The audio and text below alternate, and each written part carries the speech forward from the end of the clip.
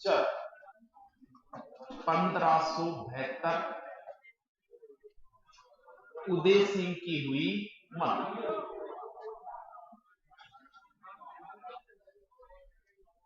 गोगुंदा के अंदर उदय सिंह का दाह संस्कार चल रहा था। उदय सिंह के ऊपर ज्यादा प्रभाव था भटियाणी रानी का, और भटवाणी रानी का पुत्र था जगमान।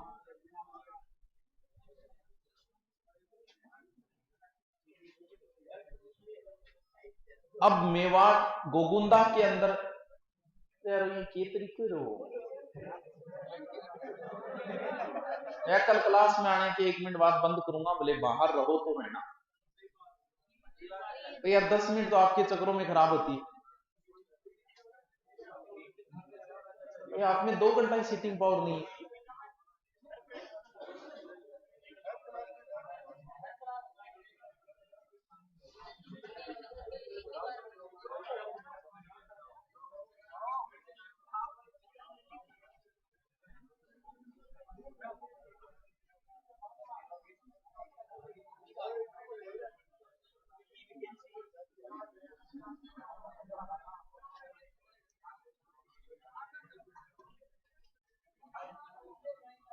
मेवाड़ के अंदर एक रिवाज है कि जो राणा बनेगा वो दाग संस्कार में नहीं जाएगा। तो जब उदय सिंह का दाग संस्कार चल रहा था तो वहां पर कुछ सामंतों ने पूछ लिया कि जगमाल को दिखो, जगमाल किन है? तो बोले भी जगमाल आपको पता नहीं, स्वर्गीय महाराणा ने जगमाल को तो राणा बना के चले गए, राणा बना के चले गए। नियम के विरुद्ध ये कैसा कार्य है? वहां भी राणा का हकदार तो कुंवर प्रताप है, कुंवर प्रताप यहीं थे दाग संस्कार के समय। बोल भी राणा का हकदार जगमाल को राणा कैसे बनाया? वो तो छोटा पुत्र है, जबकि राजगद्दी का हकदार कौन होता है? बड़ा पुत्र। अगर कुंवर प्रताप को हम अयोग्य समझे कि राजगद्दी के अयोग्य नहीं है, तो किस कारण से अयोग्य नहीं है ये बताओ। तो कुंवर प्रताप को छोड़ के जगमाल को कैसे बढ़ाया? सारे सरदार इकट्ठा हुए और इकट्ठा होकर करसनदास चूड़ावत के पास गए। यहीं पर ये कौन है? ये है चूड़ा का वंशज, और चूड़ावतों की सहमति से ही मेवाड़ में राणा बनता था। तो सभी ने कहा कि देखो चूड़ावत जी, अकबर जी से शक्तिशाली दुश्मन तो सिर गोपर है, अठ घर की राड़ और शुरू कर दी, तो अब तो थारे ही हाथ में और थे ही निर्णय करो क्या करना। तो करसनदास चूड़ावत ने यही गोगुंदा में तलवार बांध के महाराणा प्रताप का कर दिया राज्याभिषेक।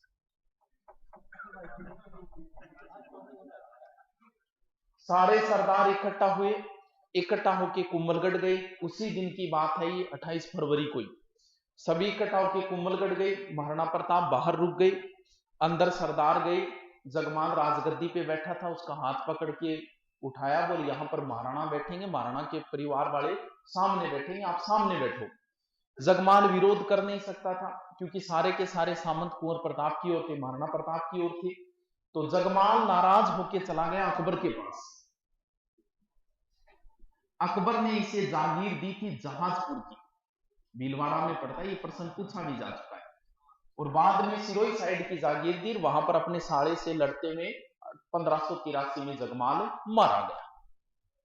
अब दोबारा कुंभलगढ़ दुर्ग में विधिवत तरीके से दोबारा महाराणा प्रताप का राज्याभिषेक हुआ।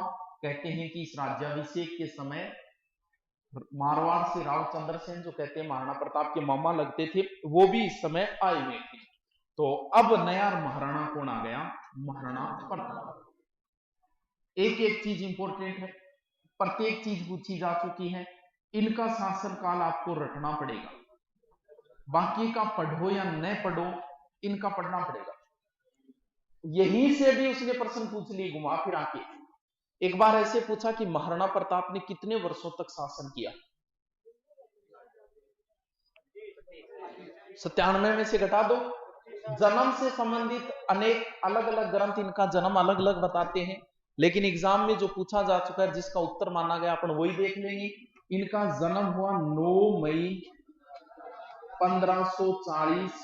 ये ना याद रखो तो ये तो याद रखना ही रखना, ज्येष्ठ शुक्ल तृतीया वार रविवार। और कहां पर? कुंभलगढ़ दुर्ग के बादल में। हाँ जुना कचहरी, कोई बात नहीं।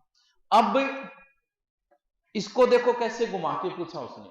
महाराणा प्रताप का जब राज्याभिषेक हुआ उस समय उनकी उम्र क्या थी?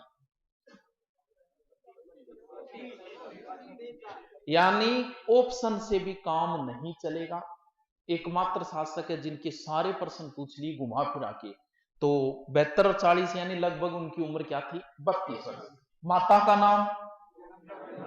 जयवंताबाई। ननिहाल कहां है महाराणा प्रताप का? पाली। पाली वाले कहते हैं कि नहीं जी, महाराणा प्रताप का जन्म हमारे यहां हुआ था, क्योंकि ज्येष्ठ पुत्र है और अपने रूल होता है कि ज्येष्ठ पुत्र हमेशा कहां है? ननिहाल में होता है। तो वो कहते हैं कि पाली। लेकिन आपको ये याद रखना है, पिता कौन हो गए? उदय सिंह। पत्नी? राजाओं की कई पत्नियां होती थी, लेकिन मैन वही याद रखनी है जो विकट परिस्थिति में महाराणा के साथ रही थी। क्या नाम है? अजबदे पंवार। ये बिजोलिया के रामरख की पुत्री है अजबदे पंवार। और पुत्र भी उसी को याद रखना है जो आगे राणा बनेगा। कौन? अमर सिंह। और बचपन का नाम? बिलों के छोटे बच्चे को कीका बोलते हैं, तो बचपन का नाम कीका। गुरु? राघवाचार्य।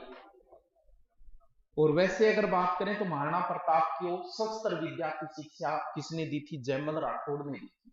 चलो ये तो नॉर्मल बातें जो सबको पता है। अब हम आते हैं मेन टॉपिक के ऊपर। अब महाराणा बने हैं, कुंभलगढ़ दुर्ग में उनका विधिवत राज्याभिषेक हो गया। उधर अकबर को भी टेंशन हो गई क्योंकि रावचंद्र सेन आया हुआ है, तो दोनों कहीं एक गुट में ना हो जाए। तो यहां पर अकबर ने अपनी चौकियां मजबूत कर दी ताकि चंद्रसेन और महाराणा ज्यादा मुलाकात ना कर सके। अब जब वो राणा बने हैं तो सबसे पहले तो हम ये देखते हैं कि राणा बने हैं तब उनको क्या मिला है विरासत के रूप में। अकबर से दुश्मनी तो विरासत के रूप में मिली, वो तो शुरू से ही चली आ रही है, इन्होंने नहीं पाड़ी है इस दुश्मनी को, वो तो शुरू से ही चल रही है। उदय सिंह के समय जब इनका राज्याभिषेक हुआ है उस समय इनके पास कितना मेवाड़ है ये तो देखिए। पूरा मेवाड़ तो इतना है, इसमें से इनके पास कितना है जब इनका राज्याभिषेक हुआ है? चित्तौड़ दुर्ग तो पहले से ही जा चुका है भाई। ये दुर्ग तो 1568 में अधिकार हो गया। किसका? इसका मतलब चित्तौड़ तो नहीं है। तो अरे केक रे मोबाइल नीचे कर ले। इधर वाली जो साइड है ना, इधर वाला मेवाड़ मुगलों के कब्जे में, और आधा जो मेवाड़ है इस साइड का वो महाराणा के अधिकार में है। दुश्मनी विरासत में मिली हुई है। मेवाड़ जो मिला है वो मेवाड़ आधा मिला है। लड़ाई तो होगी, भावी युद्ध तो होगा, ये कन्फर्म है अकबर के साथ। अब महाराणा के सामने दो चॉइस है, या तो अकबर की अधीनता स्वीकार करो और ऐश करो। दूसरा तरीका है अकबर की अधीनता न स्वीकार करके और जो परिणाम है उसे भुगतने के लिए तैयार रहो। अगर अधीनता स्वीकार करके ये ऐशो आराम करते हैं तो एक तो कुल परंपरा का उल्लंघन है और इनके आगे महाराणा लगे शब्द का कोई औचित्य नहीं रहेगा अगर ये अधीनता स्वीकार कर लेंगे तो रास्ता तो दूसरा ही चूज करेंगे। और दूसरा रास्ता संकट से भरा हुआ है लेकिन फिर भी स्वाभिमान की ओर ले जाता है दूसरा रास्ता। तो महाराणा दूसरा रास्ता ही अपनाएंगे, अकबर का विरोध करेंगे, अधीनता स्वीकार नहीं करेंगे। लड़ाई तो होगी अकबर के साथ, और अकबर कितना शक्तिशाली है वो अंदाजा लगा लो कि अकबर की सीमा इधर तो फैली हुई है लाहौर तक, इधर जा चुकी है बंगाल तक, नीचे आ चुकी है उड़ीसा तक। यानी इतने बड़े भारत का मालिक है, वर्तमान भारत से भी बड़ा भारत था अकबर के पास। और महाराणा के पास कितना का मेवाड़ है? जितना मेवाड़ है उनमें से आधा, और उसमें से भी ओनली एक ही दुर्ग है, कौन सा? कुंभल। बात करें लड़ाई जो होगी, युद्ध जो होगा वो तो सैनिक शक्ति के दम पर होगा। ये तो देखिए कि दोनों के पास सैनिक शक्ति कितनी है भाई। उसका तो बात ही बता दिया कि वर्तमान भारत से बड़ा भारत है, तो उसकी तो छोड़ो बात कि उसके पास कितनी बड़ी सेना है। बात ये करें कि अपने पास कितनी है। जब राणा बने हैं 72 में, उस समय इनकी सैनिक शक्ति कितनी मजबूत है देखो। थोड़ा सा बैक चलो, महाराणा कब बने? 1572। थोड़ा सा बैक आओ, 1568, चित्तौड़ का तीसरा साल। सैनिक तो वीरगति को प्राप्त हुए थे, भयंकर युद्ध हुआ था, अकबर ने इसका परिणाम देखा ही था। थोड़ा सा और बैक चलो, 1535, चित्तौड़ का दूसरा साल। थोड़ा सा और बैक चलो, 1527, खांडवा युद्ध। इतने समय में मेवाड़ में 3 बड़े युद्ध हो चुके हैं। इसका मतलब सैनिक शक्ति भी क्या है? कमजोर। अब महाराणा का मेन उद्देश्य एक ही रहेगा, किसी तरीके से सैनिक शक्ति मजबूत करो। युद्ध तो होगा, तो सैनिक शक्ति मजबूत करने के लिए इन्होंने नए नए सैनिकों की भर्ती की। आज की तरह ही होता था, सेना में भर्ती होती थी, पैसे मिलते थे, तो नए नए सैनिकों की भर्ती की, भीलों से दोस्ती की, और एक मैन भील का नाम आएगा जिसका आप सभी नाम जानते हो, क्या? कुंजा। मात्र 6 महीने हुए राणा बने हुए, और उधर से प्रोसेस शुरू हो गई, किधर से? अकबर से। अकबर ने मात्र 6 महीने बाद ही अपने शांति अभियान शुरू कर दिए। सबसे पहले वो किसको भेजेगा? जलाल। एक अभियान 1572 में आएगा, 3 अभियान 1573 में आएगा। प्रत्येक अभियान का हम विश्लेषण करेंगे। देखो, अकबर ने सबसे पहले शांति अभियान समझाने के लिए कि ये फायदे हैं, ये नुकसान है अधीनता के, सबसे पहले जलाल खां को भेजा। अब महाराणा को इसके साथ कैसा व्यवहार करना है? जलाल खां के साथ महाराणा का उद्देश्य क्या है? भाई वीर तो है, ये बात तो सबको पता है। बुद्धि के हिसाब में कैसे? महाराणा में वीरता भी थी और बुद्धि भी थी। महाराणा का उद्देश्य एक ही था कि ये जो अकबर के साथ युद्ध होने वाला है ना, इस युद्ध को मैं थोड़ा सा आगे खिसका दूं। अगर तुरंत युद्ध हो जाता है 72 में, तो आपको पता है 72 में तो महाराणा बने ही है और सैनिक शक्ति कमजोर है, तो महाराणा ये चाहते हैं कि इस युद्ध को थोड़ा सा आगे खिसका दूं। थोड़ा सा अगर आगे खिसक गया तो मैं अपनी सैनिक शक्ति मजबूत कर लूं और उसके बराबर खड़ा हो जाऊं। तो जलाल खां के साथ ऐसा व्यवहार करना है कि जिससे ये नाराज ना हो और युद्ध 72 में ना हो। तो कोई ना कोई कमी निकाल के महाराणा अभियान को वापस भेज रहे थे। जलाल खां के साथ ही ऐसा ही व्यवहार किया, अच्छा व्यवहार किया गया इसके साथ भी। जैसे अपन को क्या होता है कि शादी करें, शादी हमें करनी नहीं है, छोरी गया छोरो रिश्तो आए, मना हम करना नहीं चाहते, तो फिर एक ऐसा तरीका भी तो है, कभी मार छोरी को मामू गेड़ो राख वो आओगे और वो ही करे, मार तो रिश्ता रास्ता वो ही करे। इसका मतलब हमने ना तो हाँ कहा और ना कहा, बात को अदर जुल में छोड़ दिया। बोले बस पुलिस को पेपर हो जाए 3 महीना बाद और फिर थान बता देगा हमें। इसका मतलब ना तो हाँ कहा और ना ही ना। जलाल खां को ना हाँ कहा ना कहा, जलाल खां वापस लौट गया। पहला अभियान क्या हो गया? असफल। अकबर ने सोचा यार हो सकता है एक मुसलमान को भेजा इसलिए कोई निष्कर्ष नहीं निकला होगा, ऐसा करते हैं किसी समाज के व्यक्ति को भेजते हैं। पहली बात तो समाज के व्यक्ति का अलग इफेक्ट पड़ता है, और अगर सेम जातियां हैं तो इसमें बात करने में भी सहूलियत होगी। तो इधर वाली साइड से ही आ रहा था मान सिंह, और बीच में ही अकबर ने संदेश भेजा कि आप महाराणा की ओर जाओ। तो दूसरे अभियान के रूप में कौन आएगा? मान सिंह। इस समय मान सिंह राजा नहीं है, क्या है? कुंवर है। कुंवर मान सिंह आएगा। अब मानसिंह के साथ क्या व्यवहार हुआ, क्या बातें हुई, राजपूताने में तो अनेक कहानियां हैं, लेकिन हम इनका जिक्र कर लेते हैं। बढ़िया, इनकी मुलाकात कहां हुई ये विवादित है। गोपीनाथ शर्मा कहता है गोगुंदा में हुई, टोड कहता है उदय सागर झील पर हुई, और कुछ ग्रंथों में लिखा है पिछोला झील पर हुई। तो हम मानसिंह और महाराणा की मुलाकात कहां करवा देते हैं? उदय सागर झील पे करवा देते हैं।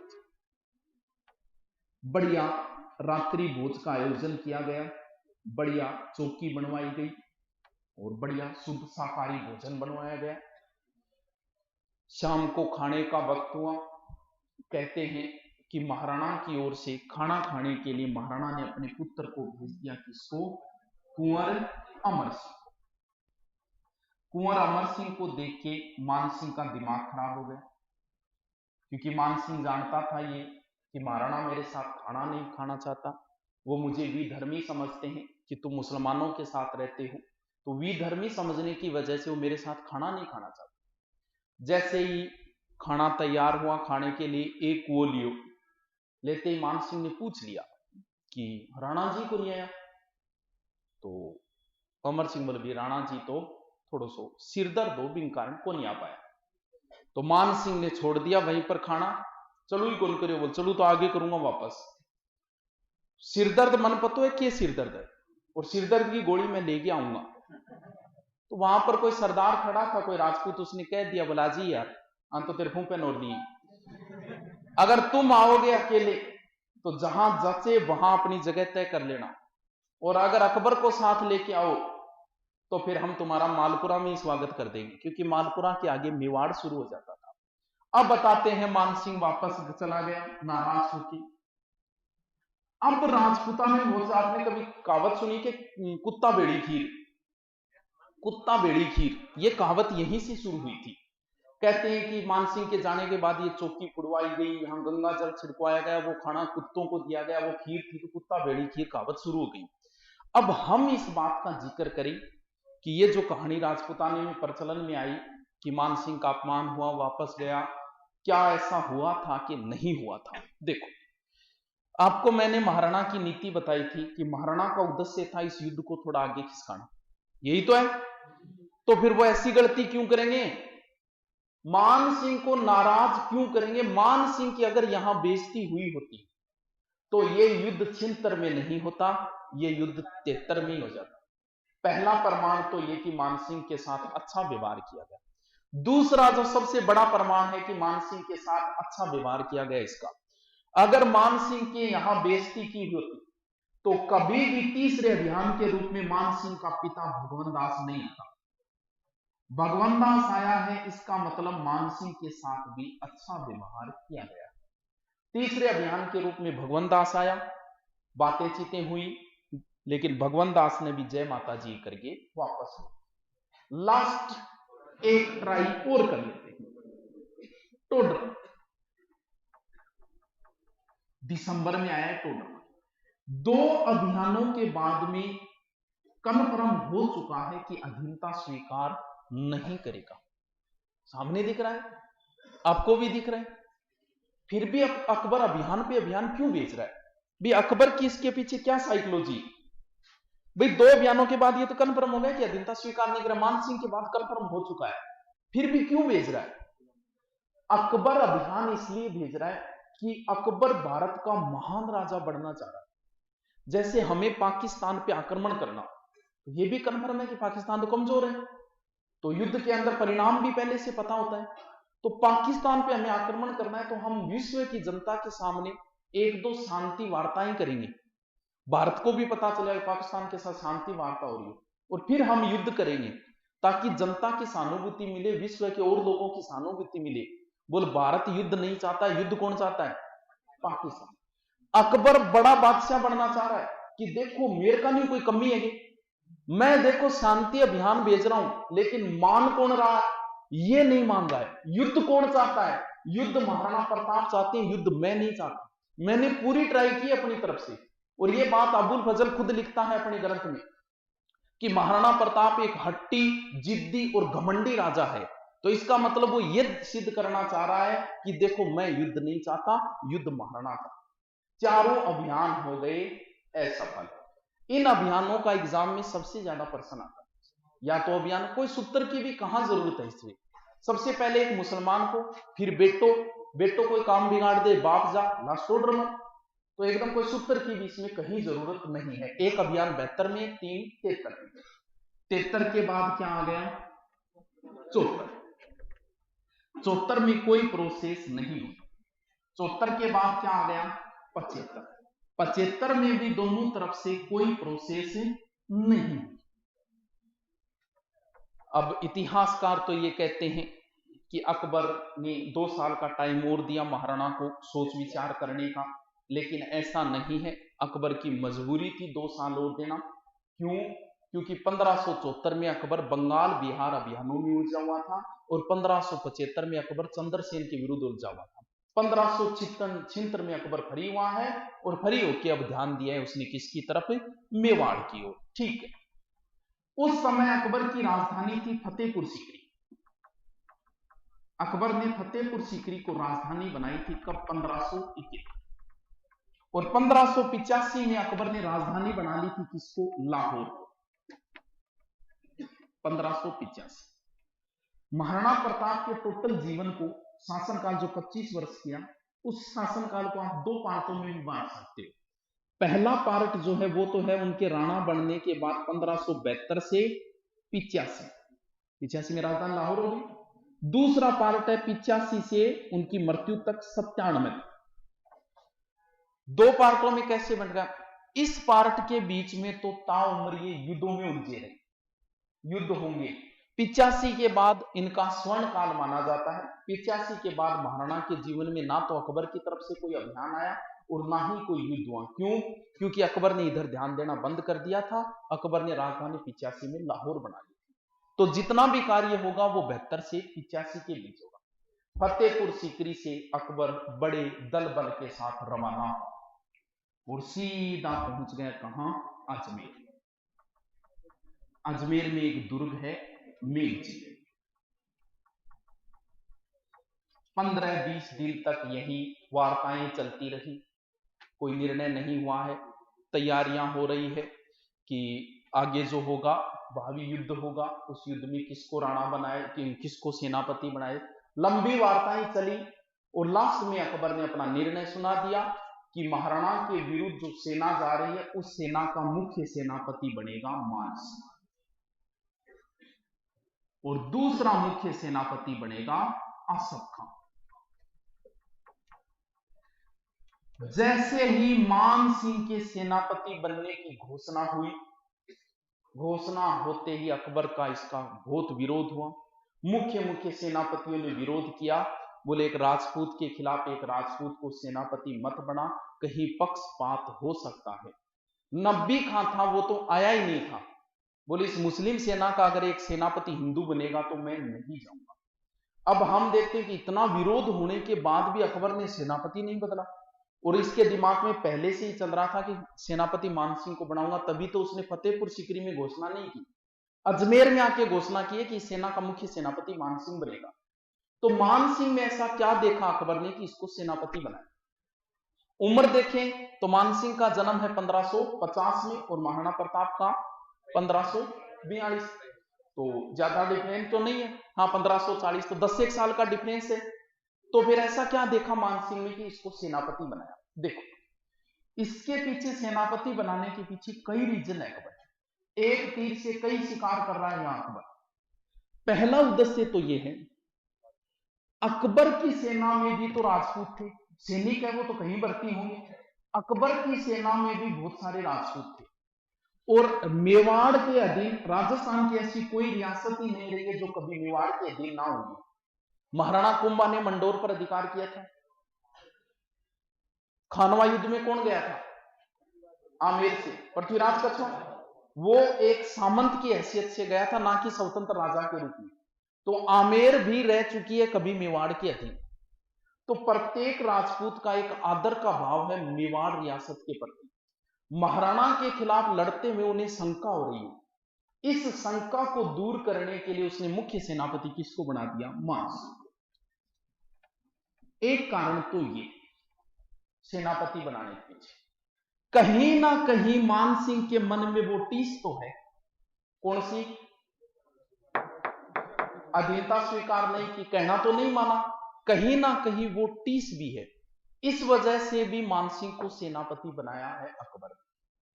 तीसरा कारण, जब सेनाएं आपस में युद्ध करना शुरू होगी, मुगल पीछे हट जाएंगे और लास्ट में मानसिंह के सैनिक बचेंगे और इधर महाराणा की। एक तरीके से राजपूतों को ही राजपूतों से आपस में लड़ा दिया, किसको सेनापति बना के, मानसिंह को। यह नीति भी अकबर की यहां से हो रही, जो भी हो। और फिर पहला ही ऐसा मामला आया है कि जब किसी हिंदू को इतने बड़े अभियान का सेनापति बनाया है अकबर ने। अगर एक और देखे ना, मान सिंह का पिता था भगवंत दास। कहते हैं कि भगवंत दास उदय सिंह के दरबार में था, बाद में अकबर की अधीनता स्वीकार कर ली थी। तो महाराणा जो है वो इन लोगों को बागी समझता है। जैसे कभी कोई व्यक्ति आपके अधीन रहा हो और वो आपको कभी ललकारे युद्ध में, तो आपको डबल गुस्सा आता है, बोले यार काल तानी तो मेरे नौकर हो, आज मनी चुनौती दे। तो मान सिंह को सेनापति बनाने की वजह से महाराणा को डबल गुस्सा आएगा और कहीं ना कहीं गलती कर देंगे, मैदान में आके लड़ना शुरू कर देंगे या फिर कहीं ना कहीं गलती करेंगे। इस वजह से भी उसने मुख्य सेनापति किसको बनाया है? मान सिंह को। अब मान सिंह दल बल के साथ रवाना हुआ और अपना पहला पड़ाव कहां डाला? मांडलगढ़। मांडलगढ़ पड़ता है भीलवाड़ा। अप्रैल में मान सिंह मांडलगढ़ पहुंच गया, अप्रैल 1576। बराबर सूचनाएं पहुंच रही है, महाराणा को भी सूचनाएं मिल रही है और महाराणा ने भी इधर युद्ध की तैयारियां कर दी। महाराणा के पास एक ही दुर्ग है, कौन सा? कुंभलगढ़। हल्दी घाटी युद्ध हमें भी उस समय तो नहीं पता है कौन सा युद्ध होगा, लेकिन हमें अब तो पता है कि हल्दी घाटी युद्ध हुआ था। तो हल्दी घाटी युद्ध की मुगलों ने यानी अकबर ने योजना किस दुर्ग में बनाई? मेंढकी दुर्ग। और यहां महाराणा ने किस दुर्ग में बनाई? कुंभलगढ़। और महाराणा इधर से रवाना होकर पहुंच गए गोगुंडा, अपनी तैयारियां शुरू कर दी। मान सिंह यहां 2 माह तक रुका मांडलगढ़। इतना टाइम यहां क्यों लगाया? ये भी सोचने की बात है कि यहां मेवाड़ की भूमि में पहुंचने के बाद 2 महीने क्यों लगाए, 2 महीने क्यों रुका मांडलगढ़? ऐसा कहते हैं, एक तो कारण ये है कि जब सेना रवाना होती है तो एक साथ ही है, लेकिन ये दूरी भी तो बहुत ज्यादा है अजमेर मांडलगढ़, तो सेना 8, 10, 15 किलोमीटर में फैल जाती थी। लास्ट में एक स्थान पे रुकेंगे और सारी सेना इकट्ठा हो, एक कारण तो ये। लेकिन इस कारण में भी 2 माह नहीं लगते। तो फिर हो सकता है मान सिंह के दिमाग में ये बात चल रही हो कि क्या पता अब तो सेना आ गई, महाराणा को सूचना मिल गई, क्या पता अब भी अधीनता स्वीकार कर ले, ये भी कारण हो सकता है। लेकिन कहीं कारण ये भी हो सकता है कि मान सिंह ये सोचता है कि क्या पता हमें आगे नहीं जाना पड़े और महाराणा खुद ही आ जाए, यहां मांडलगढ़ में आक्रमण कर दे, यही युद्ध हो जाए। इधर से महाराणा ने तैयारियां भी कर ली, बोल चलो मांडलगढ़ ही चलते। तो महाराणा के सामंतों ने मना कर दिया, बोल वो आ रहे हैं तो उनको ही आने दो, मांडलगढ़ में अगर हम आक्रमण करेंगे तो अपने नुकसान। पहला तो ये होगा कि मांडलगढ़ से अजमेर का रास्ता है, वहां से वो अतिरिक्त सेना बुला लेंगे, उन्हें पहाड़ियों में आने दो, पहाड़ियों में गिरेंगे यहां। महाराणा को विचार अच्छा लगा, बोल चलो ठीक है वेट करके आने दो उनको। दोनों तरफ से कोई प्रोसेस नहीं हुई तो मान सिंह रवाना हो गया, कहां से? मांडलगढ़ से। मान सिंह रवाना होके और पहुंच गया एक पहाड़ी है खमनोर। मान सिंह ने अपना पड़ाव डाल दिया कहां? खमनोर। इधर अपनी तैयारियां पूरी है और अपन की पहले से ही सेना है कहां पर?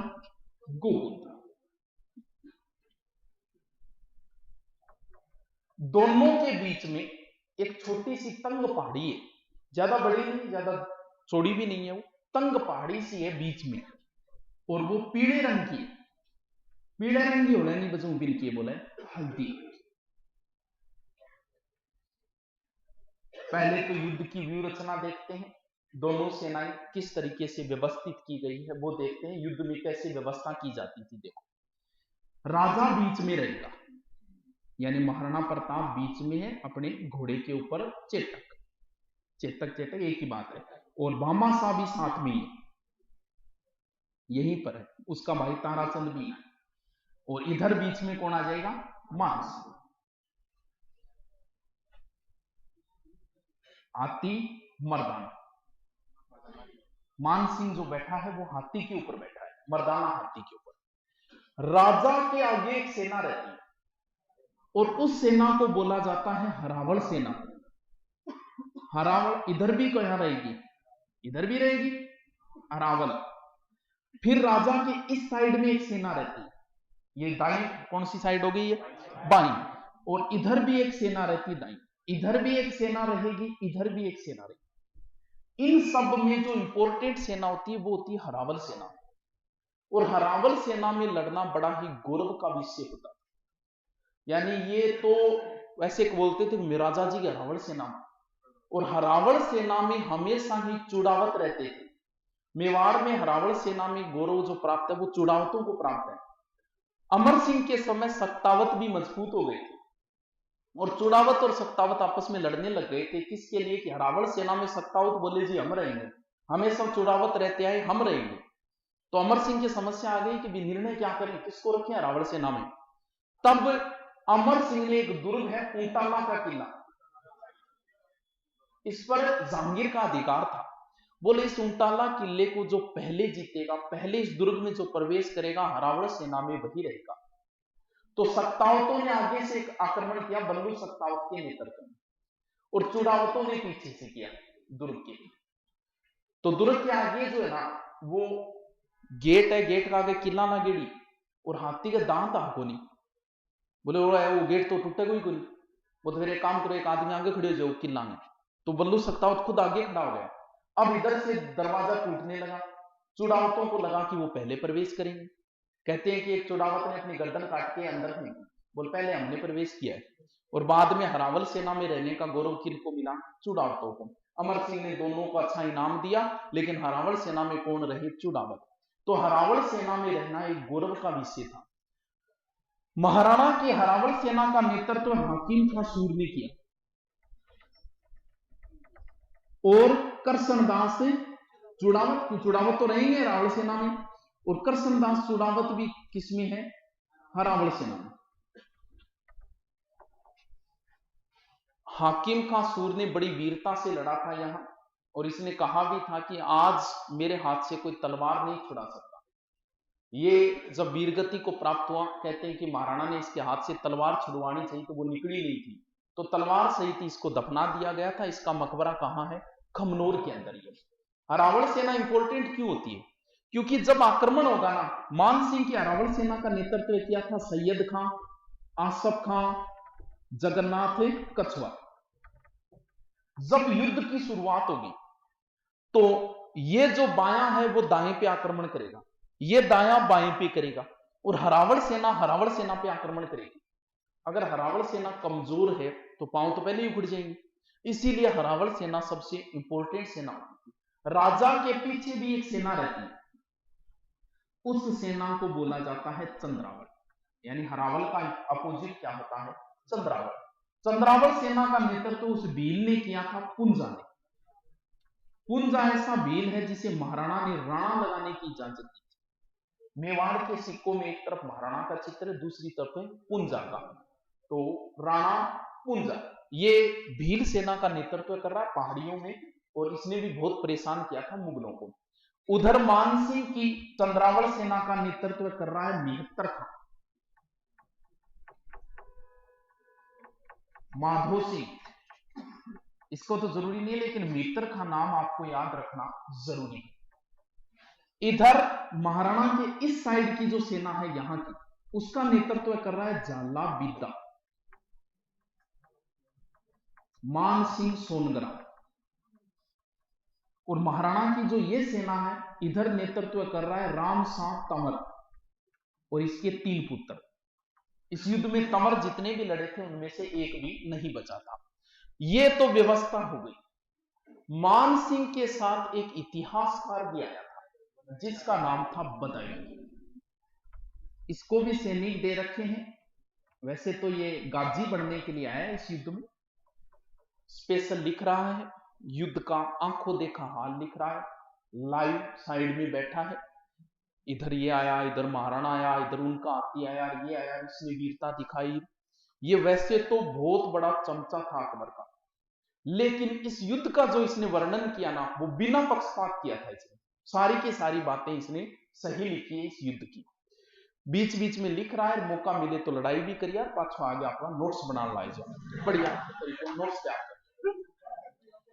अब जो है, अब हम एक बात की और चर्चा करें। अब तो दोनों सेना आमने सामने है, सेनाएं आमने सामने खड़ी है। इस समय कौन मजबूत है? भी वो तो बता दी कि उस हिसाब से तुलना की तो अकबर मजबूत था। वर्तमान में कौन मजबूत है? दोनों सेनाएं जब आमने सामने खड़ी है, अब कौन मजबूत है? चलो देखते हैं कि अब कौन मजबूत है। महाराणा के जीवन का ये पहला ही युद्ध है। अनुभव की बात करें कि अनुभव कितना है, 72 में राणा बने, राणा बनने के बाद उनके जीवन का ये पहला युद्ध है। इसका मतलब युद्धों का अनुभव तो नहीं है महाराणा को, पहला युद्ध, और वो भी सीधा किसके साथ, अकबर के साथ। हाँ भाई, जब वो राजकुमार थे तब उन्होंने युद्धों में भाग लिया था, लेकिन वो तो एक राजकुमार के रूप में लिया था। महाराणा बनने के बाद उनके जीवन का ये पहला युद्ध। युद्ध तो सैनिक शक्ति से जीते जाते हैं। सैनिक शक्ति देखिए कि किसकी कमजोर है, किसकी मजबूत है। क्या इस युद्धों में तोपों का प्रयोग हुआ? बिल्कुल हुआ। मान सिंह जो वो छोटे मोटे तोप लेके आया था, क्योंकि इन पहाड़ियों में बड़े तोपों को ले जाना असंभव था, तो कुछ छोटे मोटे तोप थे। महाराणा के पास किसी प्रकार का कोई तोप नहीं था। सैनिक शक्ति की बात करें तो मेवाड़ की ख्यातों में तो ये लिखा हुआ है कि मान सिंह के पास 80,000 सेना थी, महाराणा के पास 20,000 सेना थी, जो कि अतिशयोक्तिपूर्ण है। लेकिन एग्जाम में पूछ लिया कि मेवाड़ की ख्यातों के अनुसार महाराणा के पास कितनी सेना थी? 20,000, यानी ये तो 1:4 है। नए से ये कहता है कि मान सिंह के पास 40,000 सेना थी और महाराणा के पास 9 से 10,000 सेना थी। ये भी अतिशयोक्तिपूर्ण है। तो फिर हम किसकी सही माने? हम तो उसकी सही मानेंगे जो लाइव देख रहा है। बदायूंनी कहता है कि मान सिंह के पास 5,000 सैनिक थे और महाराणा के पास 3,000 सैनिक। तो भी सेना का अनुपात भी क्या हो गया? 2:1। अनुभव की बात करें तो महाराणा के जीवन का पहला युद्ध है। सैनिक शक्ति की बात करें तो भी मान सिंह के मुकाबले में सेना क्या है? कम है। अब मैदान में खड़े हैं, तारीख 2 तारीख आती है, दोनों ही सही है, आपको दोनों ही याद करनी पड़ेगी, 18 या 21 जून 1506। युद्ध सुबह 8 बजे शुरू होगा और 5 से 6 घंटे युद्ध चलेगा, यानी लगभग 6 घंटे युद्ध चलेगा। अब हम बदायूंनी के अनुसार ही आगे का वर्णन करेंगे। बदायूंनी के अनुसार युद्ध की शुरुआत जो हुई है वो किन की ओर से हुई है? महाराणा की ओर से हुई है। महाराणा की ओर से एक हाथी बाहर निकल के आया, और जैसे ही हाथी बाहर निकल के आया तो सबसे पहले युद्धों में जो वाद्य यंत्र होते हैं ना, भेरी वगैरह, और वो वाद्य यंत्र बजने शुरू होते हैं, और फिर वीर रस की कविता सुनाने वाले कवि शुरू हो जाते हैं, और दोनों ओर से युद्ध शुरू हो जाता है। युद्ध शुरू हुआ। युद्ध शुरू होते ही जो पहला आक्रमण था वो हरावल का। हरावल पे जैसे ही आक्रमण किया तो कहते हैं कि महाराणा ने इतने जबरदस्त तरीके से पहला आक्रमण किया कि मुगल सेना जो है वो यहां से भाग खड़ी हुई। ये बात खुद बदायूंनी भी लिखता है, और खुद लिखता है कि मैं भी भाग खड़ा हुआ। पक्षपात कौन करे बेचारे, एकदम सही तरीके लिखे। बदायूंनी लिखता है कि जबरदस्त आक्रमण हुआ, और आक्रमण के बीच में समझ में ही नहीं आ रहा था।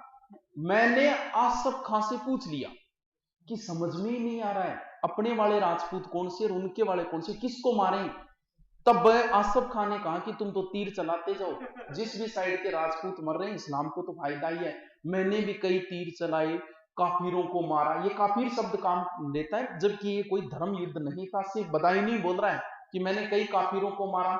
इतनी भीड़ थी कि एक भी तीर खाली नहीं गया।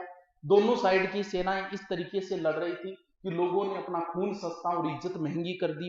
पहले पड़ाव में हमारी सेना भाग खड़ी हुई और भागकर 8 से 10 किलोमीटर तक फैल गई और बनास नदी तक चली गई। इस युद्ध को बनास का युद्ध भी कहा जाता है, खमनोर का युद्ध भी कहा जाता है, गोगुंदा का युद्ध भी कहा, क्योंकि बदायूंनी इस तरीके से सेना को देख रहा था कि उसे सिर्फ और सिर्फ महाराणा की सेना ही लड़ते हुए दिख रही थी पहले पड़ाव में। इसीलिए तो महाराणा कहां खड़े थे? गोगुंदा में। इसीलिए बदायूंनी ने इस युद्ध को गोगुंदा का युद्ध कहा था। दोनों सेना जो है हमारी, मानसिंह भी कहते हैं कि भाग खड़ा हुआ था। दोनों सेना जो है वो बनास नदी में, मानसिंह की मुगलों की सेना बनास नदी तक चली गई। उस समय मेहतर खां ने बड़ी चतुराई दिखाई और मेहतर खां ने हाथी पर चढ़कर जोर जोर से आवाज लगानी शुरू कर दी कि बादशाह सलामत आ गई, बादशाह सलामत आ गई। ये नहीं लिखता है बदायूंनी की क्या आवाज लगाई, लेकिन इतिहासकारों के अनुसार इसने कहा कि बादशाह आ गए, बड़ी सेना लेके बादशाह। बादशाह का नाम सुन के जो सेना 8 से 10 किलोमीटर तक फैली हुई थी, धीरे धीरे वो एक मैदान में आके इकट्ठा होने लग गई, बादशाहबाद। इस युद्ध को बादशाह बाग का युद्ध भी कहा जाता है। अभी तक जो युद्ध चल रहा था वो तंग पहाड़ी में चल रहा था, और पहाड़ी में लड़ने में महाराणा की सेना को बिल्कुल भी समस्या नहीं आ रही थी, क्योंकि ये तो आदि थे इन पहाड़ियों के। मुगलों की बड़ी समस्या आ रही थी। मुगलों को पहाड़ियों में लड़ने का एक्सपीरियंस नहीं था, मुगल मैदान में लड़ने में एक्सपर्ट थे। अब जो मुगल है वो मैदान में आ गए, और इधर भी महाराणा की सेना भी जोश जोश में आके इनसे मैदान में आके लड़ना शुरू हो गई। और सेना पीछे हटती हटती, कहते हैं कि एक स्थान है रक्त तलाई, रक्त तलाई तक चली गई। तो इस युद्ध का अन्य नाम और क्या है? रक्त तलाई का युद्ध। यह युद्ध का पहला पड़ाव है जिसमें पूरी तरीके से महाराणा हावी रहे। अब आएगा दूसरा पड़ाव। दूसरा जो पड़ाव है पूरा का पूरा हाथियों का युद्ध है। हल्दी घाटी युद्ध को हाथियों का युद्ध भी बोला जाता है। उस समय भी हाथियों की लड़ाइयों का बड़ा वर्चस्व था, और खुद भी लिखता है बदायूं कि हाथियों की चिंगार से पूरा हल्दी घाटी गूंज उठा। तो महाराणा ने अपना एक हाथी बाहर निकाला जिसका नाम था लूणा। इस लूणा हाथी को कंट्रोल करने के लिए मुगलों ने एक हाथी निकाला गजमुक्ता। दोनों आपस में लड़ रहे थे, और बाद में लूणा भी वापस आ गया और गजमुक्ता भी वापस आ गया। अब महाराणा ने एक इंपोर्टेंट हाथी निकाल दिया जिसका नाम था राम प्रसाद। ये युद्ध में बड़ा एक्सपर्ट था।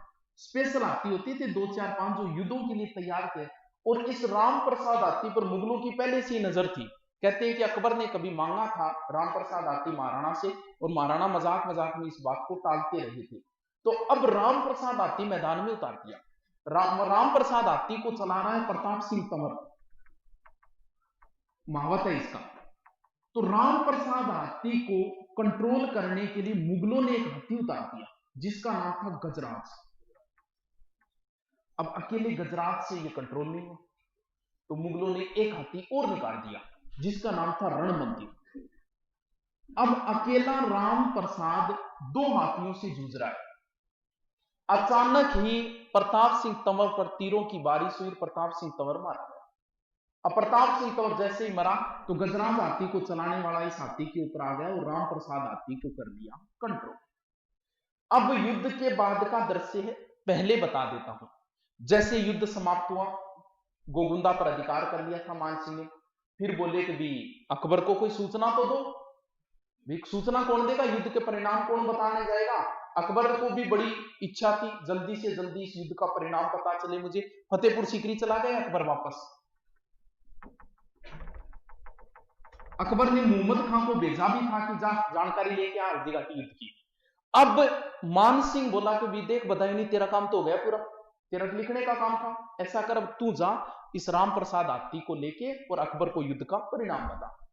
तो राम प्रसाद हाथी को लेके बदायूं रवाना हुआ। इसके साथ लगभग 300-400 सैनिक दिए, और मान सिंह खुद भी मेवाड़ तक आया था इसको निकालने के लिए, तो शिकार का बहाना लेके और फिर इसको आगे निकाला।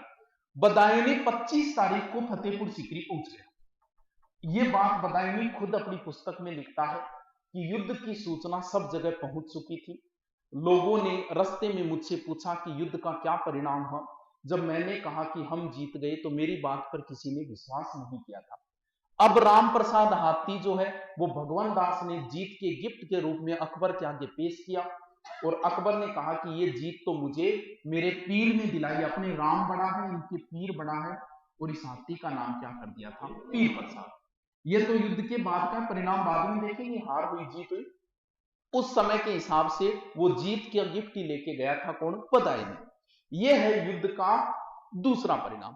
जब हाथियों का युद्ध चल रहा था तब बदायूं लिखता है कि मानसिंह ने भी बड़ी वीरता दिखाई, और मानसिंह जो है वो अपने हाथी को खुद चलाने लग गया।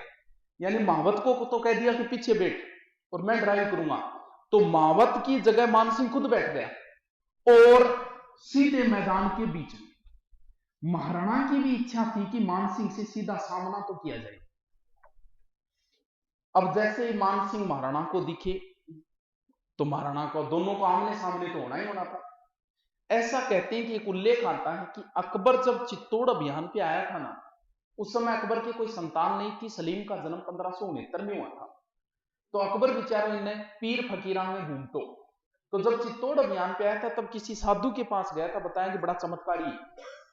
पूछन गए मेरे टाबटी पर कद वाप रहे, तो अकबर जब उसके पास गए तो साधु ने बताया कि मैं चित्तौड़ अभियान पे चित्तौड़ जीतने के लिए आया हूं।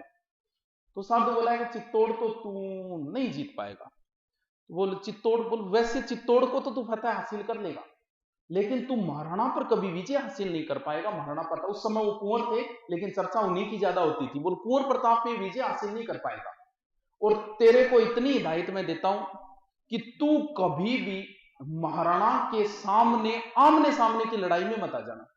तो अकबर हमेशा ही बचता रहा था आमने सामने की लड़ाई से। अगर तू जिस दिन आमने सामने की लड़ाई में आ गया उसी दिन तू मारा जाएगा। महाराणा क्या हो भी सकता है, क्यों? क्योंकि इस युद्ध भूमि में जब महाराणा मानसिंह तक पहुंच सकते हैं तो फिर अकबर तक भी पहुंच सकते थे। अगर अकबर तक पहुंच जाते तो किसी भी स्थिति में अकबर को नहीं छोड़ते। अब महाराणा के जो घोड़ा है, एक्सपर्ट घोड़े थे, युद्धों के लिए तैयार होते थे। ये घोड़े काठियावाड़ी नस्ल के हैं, युद्धों में तैयार होते थे।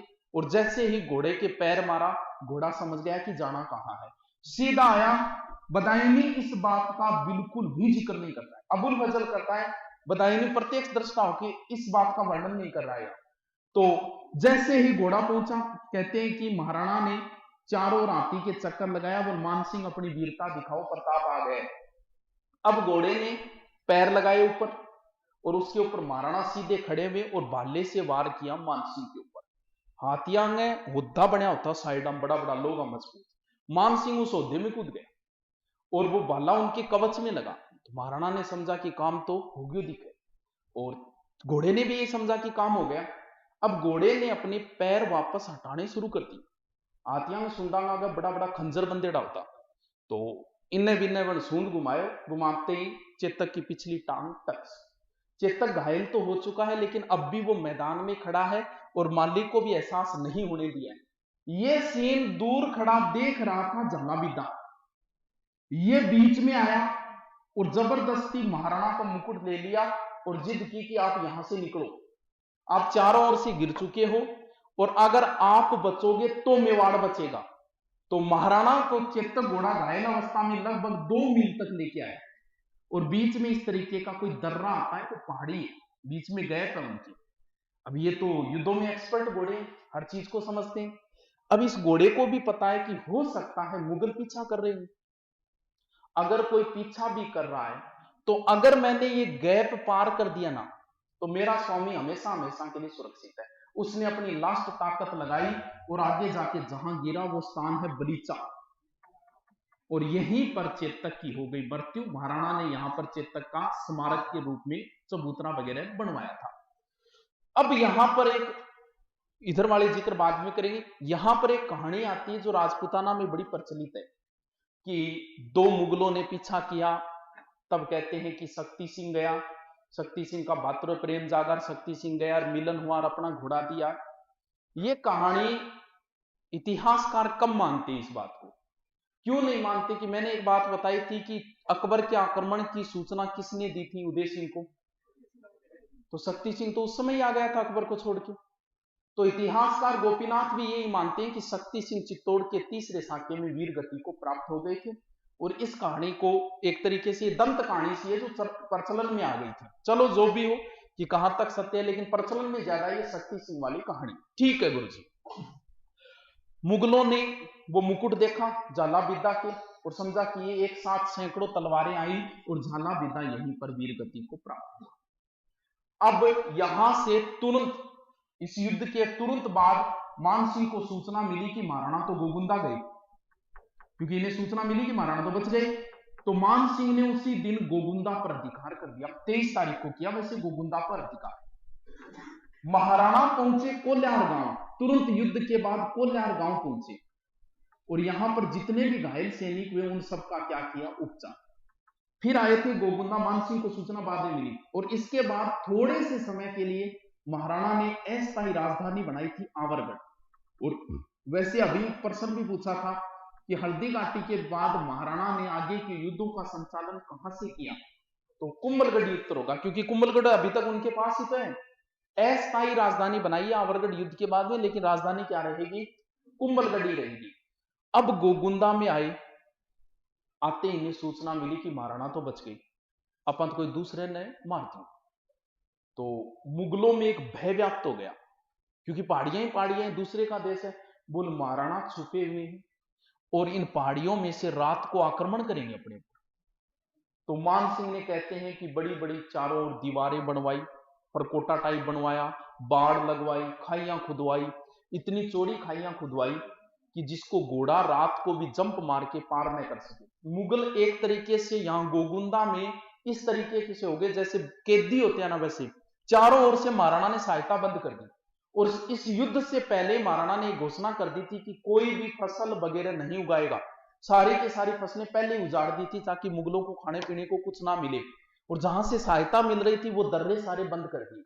मुगलों की यहां इतनी हालत खराब हुई कि आम खा के टाइम पास करना पड़ा, या फिर अपने साथ जो भी घोड़े गधे पशु थे उन पशुओं को मार के मांस खाना पड़ा। तो आम खाने से यहां मुगल बीमार भी हो गए थे गोगुंदा के। अब हम बात करते हैं युद्ध के परिणाम का। आगे का संचालन बाद में करेंगे, पहले थोड़ा सा परिणाम देख लेते हैं। दोनों साइड के लोग अपनी जीत मानते हैं। अकबर तो अपनी जीत मान के खुशी मनाता है और महाराणा अपनी जीत मान के खुशी। दोनों ही अपनी अपनी जीत मानते हैं इस युद्ध के अंदर। इतिहासकार, क्योंकि हार तो हम कह नहीं सकते, राजा की हार कब मानी जाती है? जब राजा पकड़ा जाए, राजा मारा जाए, या राजा ने अधीनता स्वीकार कर ली। इन दोनों तीनों कामों में से कोई काम नहीं हुआ तो हम हार भी नहीं कह सकते। तो गोपीनाथ शर्मा यह कहता है कि यह युद्ध क्या है? अनिर्णित युद्ध है। लेकिन नवीन शोध और नई एनसीईआरटी में इसमें महाराणा प्रताप की क्या बता दी है? जीत बता दी।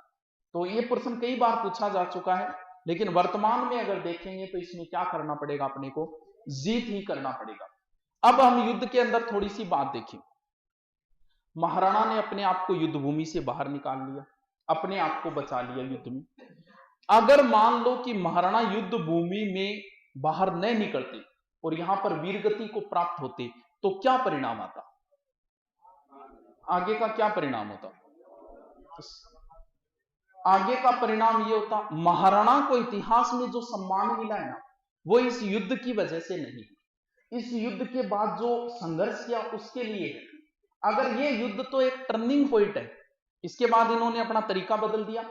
एक बात उनके समझ में आ गई कि मैं अकबर जैसे शक्तिशाली दुश्मन को आमने सामने की लड़ाई में नहीं जीत सकता, और जब आमने सामने की लड़ाई में नहीं जीत सकते तो आपको दूसरा रास्ता अपनाना पड़ेगा, वो है छापामार युद्ध पद्धति। तो आगे के महाराणा जितने भी युद्ध करेंगे वो छापामार। अगर यहां पर युद्ध भूमि में वीरगति को प्राप्त होते तो महाराणा को वो सम्मान कभी नहीं मिलता, जैसे सांगा को नहीं मिला, तो महाराणा को वो सम्मान कभी नहीं मिलता जो वर्तमान में है। तो और अगर यहां वीरगति को प्राप्त हो जाते ना, तो उसी समय अकबर का अधिकार हो जाता पूरे मेवाड़ के ऊपर। अपने आप को बचा के उन्होंने पूरे मेवाड़ को ही बचा लिया। अब मान लो हम दूसरे परिणाम की बात करें। मान लो कि यहां पर मान सिंह महाराणा के हाथों अगर मारे जाते तो क्या परिणाम होता? तो क्या सही होता कि गलत होता? अगर यहां पर मान लो मान सिंह मारे जाते महाराणा के, तो इसका भी बहुत गलत परिणाम निकलता। क्या निकलता?